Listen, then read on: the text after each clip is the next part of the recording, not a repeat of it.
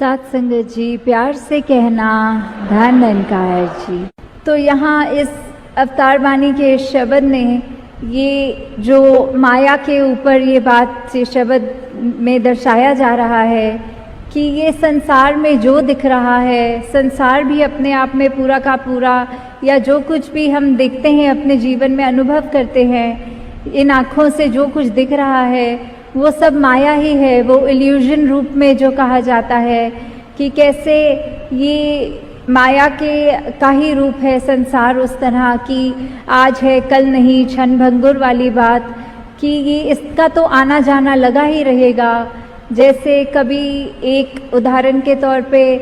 एक चीज़ हमारे जीवन में, अगर अभी हमको भूख है तो हमारे आगे भोजन आ जाता है, तो उसके बाद हमारा इच्छा ये पहले रहती है कि भूख लग रही है तो भोजन दिखे, पर जैसे ही हमारा वो पेट भर गया, हमारी वो इच्छा की पूर्ति हो गई, तो फिर बस हम बीच में कभी कभी तो पूरा फुल्का भी नहीं समाप्त करते, आधे में ही छोड़ देते हैं। वैसे ही कोई भी चीज़ अगर है जो हमको भ्रमित भी करती है, लौड़ करती है अपनी तरफ, कि कैसे ये आकर्षण जो है इतनी चमक दमक दुनिया की कि कुछ भी देखा जाए हम उसकी तरफ इतने प्रभावित हो जाते हैं कि हम ये भूल जाते हैं उस समय कि कोई चीज़ हमको टेम्पररी ये सुख दे रही है, ये साधन सिर्फ ज़िंदगी जीने के लिए है, पर हम इतने इम्पोर्टेंस दे देते हैं वो साधनों को ही कि अपनी ज़िंदगी को उन साधनों के इर्द गिर्द घुमा लेते हैं। तो इस पे हमको विचार करना चाहिए कि कैसे सिर्फ ये जो माया का रूप ये परछाने वाला है, तो जब तक ये याद रहेगा कि ये एक आने जाने वाली चीज़ नहीं है, ये टेम्पररी है, ये कोई परमानेंट चीज़ नहीं है, तो उतना ही हम उससे एक अपना ऐसा साधनों के इस्तेमाल तक ही लिमिटेड रहे, उसको अपने मन पे अपने दिमाग पे इतना ना चढ़ा लें कि बिना उन साधनों के वो गुजारा होना संभव नहीं है। हाँ जी। सुख दुनिया दे परछावे ने जेकर प्रीता पाएगा,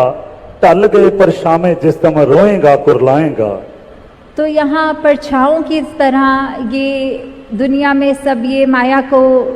कंपैरिजन में किया जा रहा है कि जैसे अगर हम कहीं खड़े होते हैं, हमारे अगर पीछे से लाइट आ रही हो तो अपनी परछाई हमें आगे दिखती है, और अगर हम उसको पकड़ने की भी कोशिश करेंगे तो जितनी तेज़ हम आगे परछाई की तरफ जाएंगे उतनी तेज़ परछाई और आगे को जाएगी। तो ये माया भी उसी के संतुलन, उसी मुकाबले में ऐसे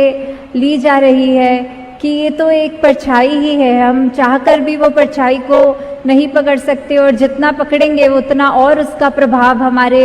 ये मस्तिष्क में आएगा, ये इस तरह हमारे जीवन में उसका असर आएगा। तो इन परछाओं को, ये टेम्पररी चीज़ों को, कि अभी आज एक खिलौना बच्चे को चाहिए, जैसे वो उसको माता पिता वो दिला देते हैं, तो अब कल को वो उस खिलौने से ही बोर हो जाता है, वो बस उसने जितना खेल लिया एक आधे दिन में खेल के, अब अगले दिन उसकी इच्छा एक नए खिलौने की तरफ करती है। तो वैसे ही हमारे साथ भी होता है कि जितनी भी ये परछाई रूप है, ये माया है, ये जो सिर्फ दिखाने के लिए है सामग्री, वो हम उसको निरंकार से ज़्यादा जुड़े ना कि वो सामग्री से। हाँ जी। जो कुछ अखी नजरी आउंदा आवन जावन वाला है, अकलों अन्ना मूर्ख बंदा जो इसदा मत वाला है। तो अब यहाँ कहा जा रहा है कि कैसे एक जो माया में पूरा दिन अपना व्यतीत कर रहा है, माया को ही सब कुछ मान रहा है, और ऐसे वो क्लेम करता है कि उसको ये सब चीज़ें अच्छी अच्छी दिख रही हैं, वास्तव में उसको इसमें एक अंधे व्यक्ति से कंपैरिजन किया गया है कि वैसे तो अंधा वो होता है जिसको नज़र नहीं आता, पर यहाँ आंखें होते हुए भी क्या चीज़ देखनी है, क्या चीज़ इम्पोर्टेंट है, उसको तो नहीं देख रहा, वहाँ आंखें बंद हैं, और जिन चीज़ों की कोई ऐसी अहमियत नहीं है, जो हमेशा कायम दायम रहने वाली चीज़ नहीं है ये माया, उसको ही लेकर उसी के पीछे उसी को ही पकड़ के इस तरह बैठ गया। तो फिर इसीलिए उसको ये कहा जा रहा है कि ये बिल्कुल एक उस तरह है कि चीज़ होकर भी अगर आंख बंद कर लें तो फिर वो अंधे की तरह ही यहाँ पे तुलना हो रही है। हाँ जी। चलदे नाल प्रीतां लाके आखिर रोना पैंदा है, हथ पल्ले नहीं पैंदा कुछ भी, सब कुछ खोना पैंदा है। तो अगर पूरी ज़िंदगी ही ऐसे व्यतीत हो जा रही है और बिल्कुल अंत समय में जब ये एहसास होता है कि कैसे यहाँ पे हमको जो करना था इस जीवन काल में वो तो हमने किया नहीं और हम सिर्फ माया में ही भ्रमित रहकर माया का ही सहारा लेते गए, जबकि हमको इस जीवन काल में प्रभु परमात्मा का एहसास करते हुए, पहचान करते हुए सिर्फ प्रभु परमात्मा की ही एक लगन में जहाँ रहना था, वहाँ हमने प्रभु परमात्मा निरंकार को तो वो प्राथमिकता नहीं दी, पर अपनी ये मटीरियलिस्टिक लाइफ को ही इतनी महत्ता दे रहे थे कि ये भी बात ज़रूरी है कि हम आए हैं संसार में तो हमारा परिवार भी है, हमारी रिस्पॉन्सिबिलिटीज़ भी हैं, जिम्मेवारियां भी हैं। तो ऐसा नहीं है कि माया से बिल्कुल कट ऑफ करने की बात हो रही है। ये है कि चीज़ों का जो बनी है उपयोग के लिए उनका उपयोग करें, उनका सदुपयोग करें, पर उनको अपने ऊपर इस तरह हावी ना होने दें कि कैसे अगर वो चीज़ हमारे से छिन जाए तो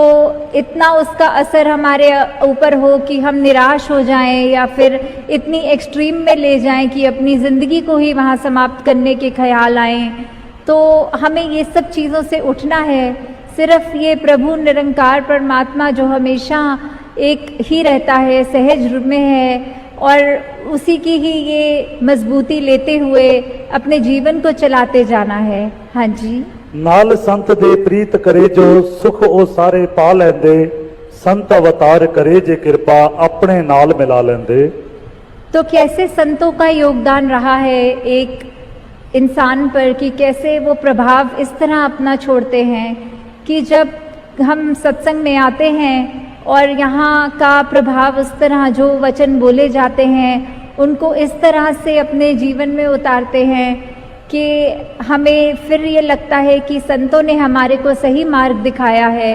युगों युगों से, आज की बात नहीं, ये जब से दुनिया कायम दायम है, संत प्रवृत्ति वाले सभी ने यही शिक्षा दी है, वही मार्ग बताया है कि कैसे हमें अपने आप को फोकस रखते हुए ठीक डायरेक्शन पे एक जो रास्ता है वो सही चुनाव करना है। हमें कैसे सिर्फ अच्छाइयों को ही देखना है, किसी के अंदर खामी नहीं देखनी। कोई भी वस्तु, इंसान तक ये माया का रूप है तो उसके अंदर भी हमें कुछ बुराई को नहीं देखते हुए या उसकी अच्छाई या बुराई से इतने प्रभावित नहीं होते हुए कि हम अपना फोकस खो के सिर्फ उसी पे टिप्पणी करते रहें या उसी के बारे उस तरह मन में सोचते रहें।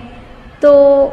इस तरह से हमें और भी उदाहरण चाहे देख लें कि कभी हमें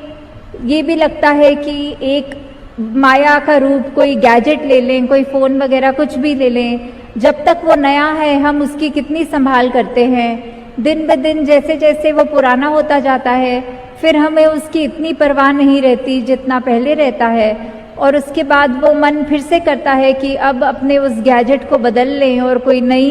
एक चीज़ खरीदी जाए, उसको रिप्लेस किया जाए। तो ऐसे ही संसार ने तो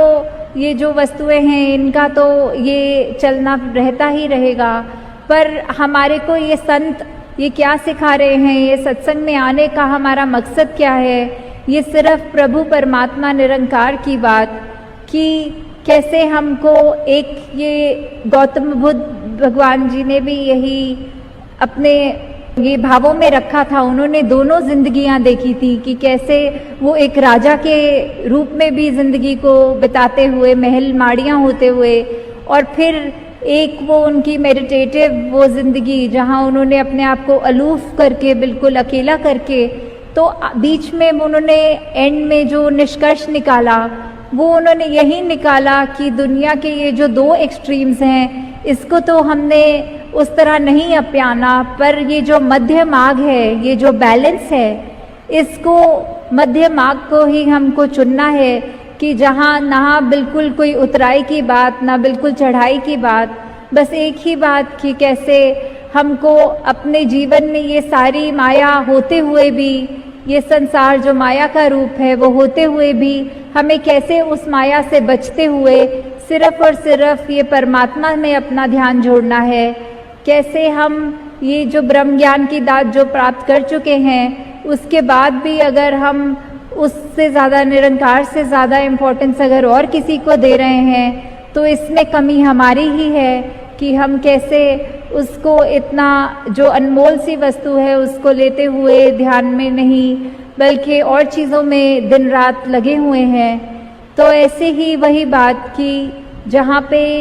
हमें एक जैसा नहीं अपना जीवन को सहज भी बनाना है, हमें उतार चढ़ाव कैसे भी हो, कोई भी हमें किसी भी भ्रम में डाल दे। कभी कभी माया तो इतने सूक्ष्म रूप में भी आती है कि हमने चाहे किसी को उस तरह से देखा नहीं हो, पर कोई अन्य व्यक्ति कह देता है कि पता है वो फलाने बंदे ने आपके बारे में ऐसा कुछ कह दिया है, तो हम वहीं पर अब उस व्यक्ति के लिए मन में ऐसी ओपिनियन बना लेते हैं। तो उस समय वो छोटी सी चीज़ भी, जो कि पता नहीं सचमुच उस व्यक्ति ने कही भी है हमारे लिए कि नहीं कही, फिर भी वो ओपिनियन बनाकर हमारे को उस समय वो उस तरह भी भ्रमित किया जा रहा है। तो बस यही बात कि अंत में कि ये जो डिटैच्ड अटैचमेंट वाली बात होती है कि हमें ये जीवन मिला है, ये सारे सुख समृद्धि मिलती है, ये हमारे लिए वस्तुएं भी हैं हमारे आराम के लिए, उनका उस तरह इस्तेमाल करें कि जब तक हमारे पास वो चीज़ें हैं वो शुक्राना करें, और अगर कुछ हमें दिख रहा है कि किसी और के पास है हमारे पास नहीं, उसमें भी शुक्राना ही करें कि चलो जितना दिया निरंकार ने हमें उतना हमारे लिए अच्छा है। और उन चीज़ों का ऐसा प्रभाव भी ना पड़ने दें कि कभी अगर वो चीज़ हमारे पास थी और अब आज की डेट में नहीं है तो इतना उससे हम अटैच हो गए कि अब उसका ना होना हमारे को अंदर से हमारे मति भी मार रहा है, दिल को भी बुझा रहा है और ऐसे डिप्रेसिव ख्याल दे रहा है। तो दासी ने पहले ही बहुत आप सबका वो ये जो उत्साह है आप सबका सेवा के प्रति, सिमरन के प्रति, सत्संग के प्रति, ये बढ़ता चला जाए। तो दासी और समाना लेते हुए इन्हीं शब्दों से आपसे आज्ञा चाहेगी और यही अंत में फिर से गुजारिश कि जब हम अगर सत्संग में हैं तो सत्संग को प्लीज़ सत्संग की तरह ही लें। वो कोई मेला नहीं है, वो कोई ये बात ना सोचते हुए कि हम बस आएंगे आपस में सहेलियों के साथ बैठ के बातें करके घर को जाएंगे। नहीं, ये तो इतना ऊंचा स्थान है सत्संग का। यहाँ एक एक वचन भी अगर हम नहीं, अगर मिस कर रहे हैं आपस की बातों में, और वो वचन पता नहीं कितना अनमोल है, उसने हमारे जीवन का क्या क्या बदलना है, क्या क्या रूप निखारना है, हम संगत होते हुए भी संगत को नहीं सुन रहे हैं, तो इससे बड़ा दासी ये कहना चाहेगी कि नुकसान कोई नहीं है। तो हम अपना नुकसान ना करें, अपने पैर पे कुल्हाड़ी ना मारें। जो निरंकार ने ये अवसर प्राप्त करवाया है सत्संग का, उसका हर पल सत्संग को सत्संग की तरह ही लें। साथ संगत जी, धन निरंकार जी।